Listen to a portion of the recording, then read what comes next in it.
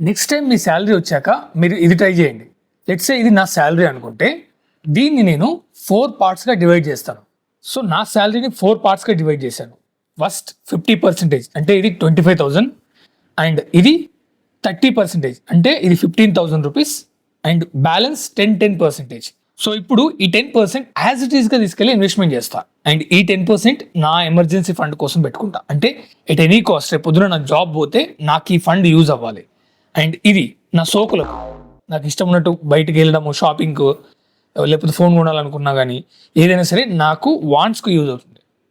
But ఈ 50% మాత్రం నా నీడ్స్కి యూజ్ అవుతుంది. లైక్ రెంట్కి, కరెంట్కి, పాలవాడికి, నీలవాడికి అలాంటి వాటికి అవసరం పడుతుంది అనమాట.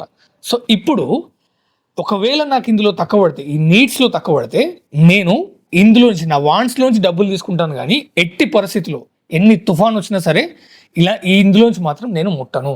అండ్ ఈ లెవెల్ ఆఫ్ డిసిప్లిన్ ఉంటే మనం ఈజీగా ఫైనాన్షియల్ ఫ్రీడమ్ అచీవ్ అవుతాం.